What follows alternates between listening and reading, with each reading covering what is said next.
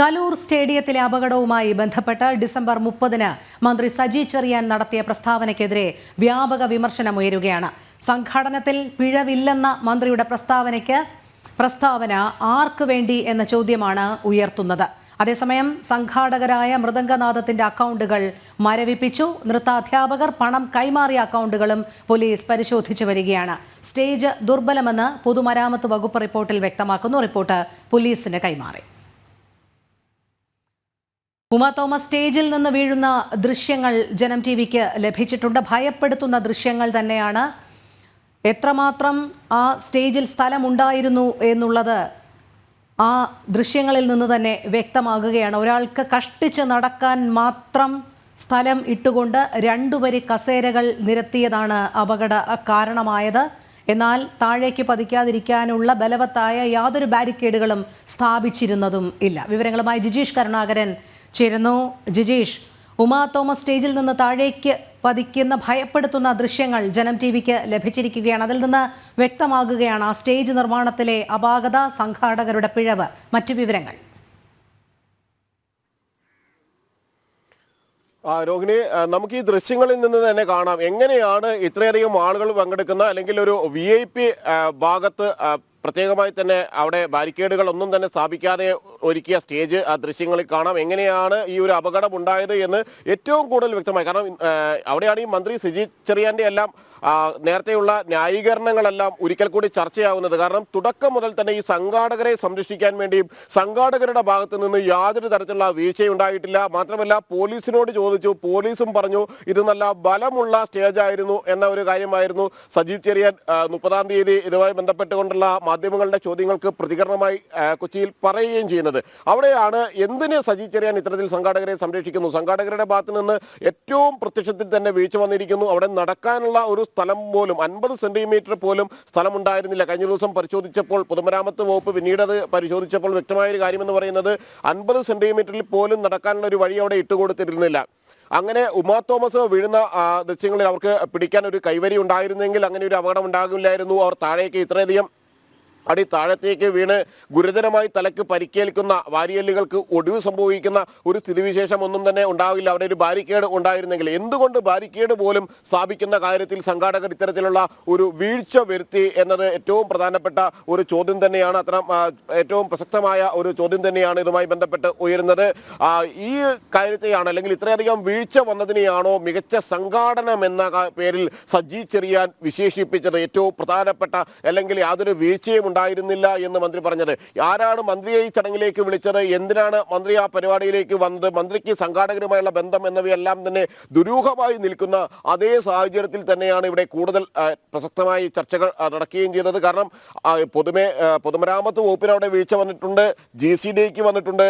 Kochi corporation ഇക്കാര്യങ്ങൾ പരിശോധിച്ച് സുരക്ഷ ഒരുക്കുന്നതിന് മതിയായ നിർദ്ദേശങ്ങൾ നൽകുന്നതിന് കൊച്ചി കോർപ്പറേഷന്റെ ഭാഗത്തു നിന്ന് വീഴ്ചകൾ സംഭവിച്ചിട്ടുണ്ട്. പോലീസിന് സുരക്ഷ പരിശോധിക്കേണ്ടത് പോലീസാണ്. സുരക്ഷ ബലം VIP ലോഞ്ച് ഭാഗമാണ്. അവിടെ എത്തുന്ന ആളുകളുമായി ബന്ധപ്പെട്ട് സാധാരണ നിലയിൽ അത്തരം പരിപാടികൾ നടക്കുമ്പോൾ സ്റ്റേജിൽ 3-4 വട്ടമെങ്കിലും പോലീസിന്റെ ഒരു പരിശോധന, സുരക്ഷാ പരിശോധന നടക്കാറുണ്ട്.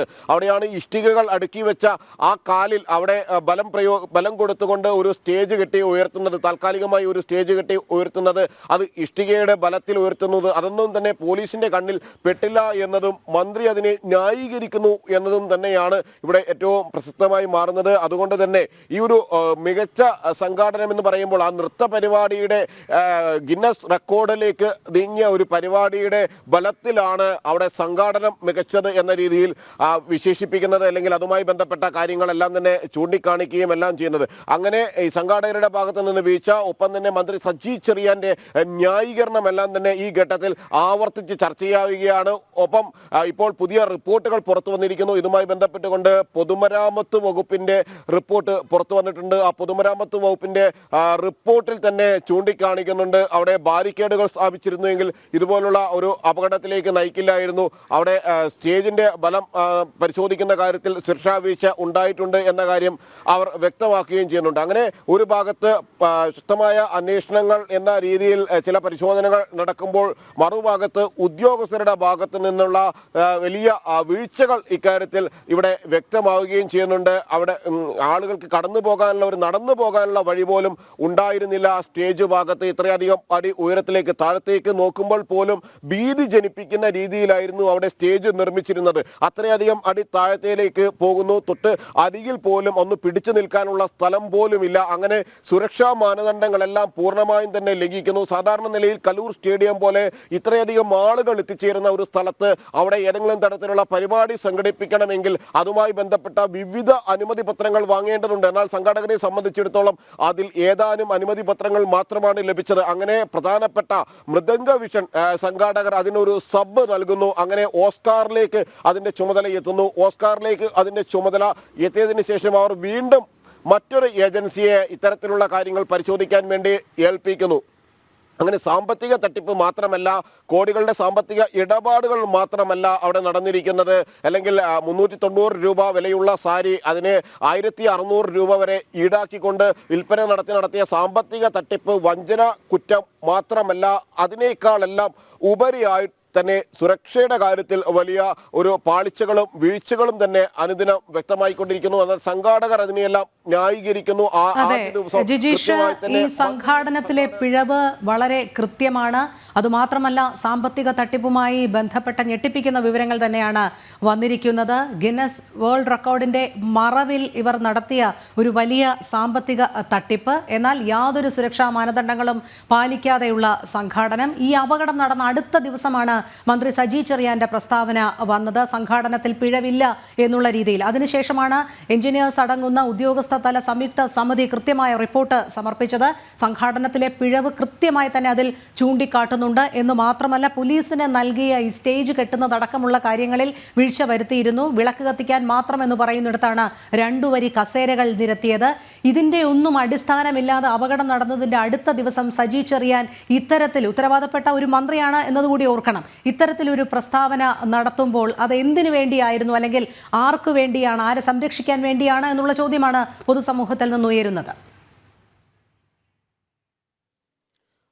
രോഹിണി, അത് തന്നെയാണ്. കാരണം തുടക്കം മുതൽ ഈ മന്ത്രി സജി ചെറിയാന് ഇതിലുള്ള താല്പര്യങ്ങൾ, മേയർ പോലും താൻ ആ പരിപാടിയിൽ നിന്ന് വിട്ടുനിന്നു, അല്ലെങ്കിൽ ആ പരിപാടിയിൽ മറ്റു പല കാരണങ്ങൾ ചൂണ്ടിക്കാണിച്ചുകൊണ്ട് പരിപാടിയിൽ നിന്ന് മാറി നിന്നു എന്നെല്ലാം CPM-ന്റെ തന്നെ മേയർ അഡ്വക്കേറ്റ് M. അനിൽകുമാർ പറയുന്നുണ്ട്.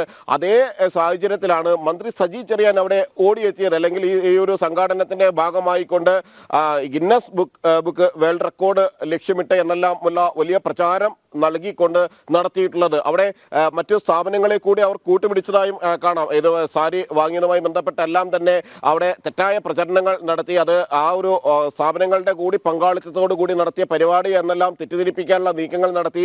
അത് ഒന്ന്, ഇത്തരത്തിലുള്ള വലിയ വസ്ത്രവ്യാപാര സ്ഥാപനങ്ങളെ അടക്കം ഇക്കാര്യത്തിൽ വഞ്ചിക്കുന്ന ഒരു സമീപനം സംഘാടകരുടെ ഭാഗത്തു നിന്ന് ഉണ്ടായി.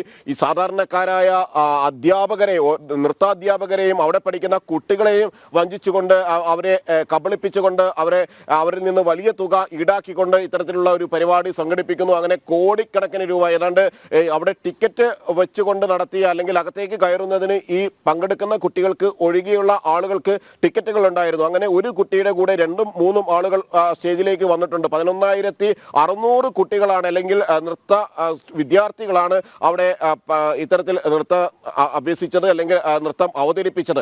ആ ഭാഗത്തേക്ക് കടന്നു വരുന്നതിന് ടിക്കറ്റ് വെച്ചു. അങ്ങനെ 6 കോടി രൂപയുടെ എങ്കിലും പണം പിരിച്ചിട്ടുണ്ടാകാമെന്ന് ഏകദേശ കണക്കുകൾ ഈ ഒരു ഘട്ടത്തിൽ പുറത്തു വരുന്നു. അങ്ങനെയുള്ള ഒരു സംഘാടകർക്ക്, അതായത് ഇതുമായി ബന്ധപ്പെട്ട സാമ്പത്തിക ഇടപാടുകളിൽ സുതാര്യതയില്ലാത്ത, ഈ പരിപാടിയുമായി ബന്ധപ്പെട്ട നടപടിക്രമങ്ങൾ ഒന്നും തന്നെ പൂർത്തിയാക്കാത്ത സംഘാടകർക്ക് വേണ്ടിയാണ് മന്ത്രി സജി ചെറിയാൻ ഇത്തരത്തിലുള്ള വാദങ്ങൾ. ഉമാ തോമസിന് പരിക്കേറ്റതിന് ശേഷവും, ഉമാ തോമസ് MLA ഗുരുതരമായി പരിക്കേറ്റ് ആശുപത്രിയിൽ അത്യാസന്ന നിലയിൽ തുടക്കത്തിൽ തുടരുന്ന സാഹചര്യത്തിൽ പോലും അവിടെ എത്തിയും മന്ത്രി സജി ചെറിയാൻ ആവർത്തിച്ച ഒരു കാര്യം, ആദ്യം ആലപ്പുഴയിൽ പിന്നെ കൊച്ചിയിൽ മന്ത്രി ആവർത്തിച്ച കാര്യമെന്ന് പറയുന്നത് ഇത് തന്നെയാണ്. സംഘാടനത്തിൽ യാതൊരു പിഴവുമില്ല, സംഘാടകരുടെ ഭാഗത്തു നിന്ന് പിഴവുകളൊന്നും തന്നെ ഉണ്ടായിട്ടില്ല. അവിടെ പോലീസിനോട് താൻ ചോദിച്ചു, ബലമുള്ള സ്റ്റേജാണ് നിർമ്മിച്ചതെന്ന മറുപടിയാണ് പോലീസിന്റെ ഭാഗത്ത് നിന്ന് കിട്ടിയത് എന്നെല്ലാമുള്ള ഒരു വിശദീകരണമാണ് സജി ചെറിയാൻ നൽകുകയും ചെയ്തത്. അങ്ങനെ ബലമുള്ള സ്റ്റേജിൽ നിന്നാണ് ഏതാണ്ട് ഒരു റിബൺ മാത്രം കെട്ടിയതിന് പിടി കിട്ടാതെ ഉമാ തോമസ് ആഴത്തിലേക്ക് വീഴുന്നത്, താഴത്തേക്ക് വീഴുകയും എല്ലാം ചെയ്യുന്നത് ആ ദൃശ്യങ്ങളിൽ മന്ത്രി അടക്കമുള്ള ആളുകൾ പെട്ടെന്ന് പകച്ചു പോകുന്ന നമുക്ക് കാണാനും കഴിയും. എന്ത് ചെയ്യണമെന്നറിയാതെ, അല്ലെങ്കിൽ ഈ ഒരു വലിയ അപകടം കൺമുന്നിൽ കണ്ട് പിടിച്ചു നിർത്താൻ കഴിയാതെ അവർ താഴത്തേക്ക് പോകുമ്പോൾ അവിടെ എന്ത് ചെയ്യണമെന്നറിയാതെ പകച്ചു നിൽക്കുന്ന ആളുകളെയും നമ്മൾ കൃത്യമായി തന്നെ കണ്ടു. സംഘാടകരുണ്ട്, മന്ത്രി സജി ചെറിയാനുണ്ട്. അതിന് തൊട്ട് പിന്നാലെ പോലും, അല്ലെങ്കിൽ അവിടെ ഒരു കൈവരി ഉണ്ടായിരുന്നെങ്കിൽ നന്നായിരുന്നു എന്ന ചിന്ത ആ ഘട്ടത്തിൽ പോലും മന്ത്രി സജി ചെറിയാന് ഉണ്ടാകുന്നില്ല എന്നത് തന്നെയാണ് മന്ത്രിയുടെ നീക്കങ്ങളിലെ ദുരൂഹത വർദ്ധിപ്പിക്കുന്നത്. അതെ, ശരി ജിജീഷ്. കലൂർ സ്റ്റേഡിയത്തിലെ അപകടവുമായി ബന്ധപ്പെട്ട് ഡിസംബർ 30-ന് മന്ത്രി സജി ചെറിയാൻ നടത്തിയ പ്രസ്താവനയ്ക്കെതിരെ വ്യാപക വിമർശനം ഉയരുകയാണ്. മന്ത്രി സജി ചെറിയാൻ അന്ന് നടത്തിയ പരാമർശത്തിലേക്ക് പോകാം. സംഘാടനത്തിലെ പിഴവല്ല, ഈ ബാരിക്കേഡ് സുരക്ഷിതമായ ഒരു സംവിധാനം ഒരുക്കേണ്ട കാര്യത്തിൽ വീഴ്ച. കാരണം ഈ VIP-കളെല്ലാം വന്നിരിക്കുന്ന ഒരു സ്ഥലത്ത് നല്ലതുപോലെ സെക്യൂരിറ്റി മെഷേഴ്സ് ക്ലിയർ ആക്കണമായിരുന്നു. അത് ഉണ്ടായിരുന്നെങ്കിൽ ഇത് സംഭവിക്കില്ല. അതാണ് ഞാൻ പറഞ്ഞത്. സ്റ്റേജ് നിർമ്മാണത്തിലെ പിഴവ്, സംഘാടനത്തിലെ പിഴവ്, ഇതെല്ലാം വ്യക്തമായിരിക്കെ മന്ത്രിയുടെ ഈ പ്രസ്താവന ആരെ സംരക്ഷിക്കാനെന്നുള്ള ചോദ്യമാണ് ഉയരുന്നത്. ജിജീഷ് കരുണാകരനാണ് വിവരങ്ങൾ നൽകിക്കൊണ്ടിരുന്നത്.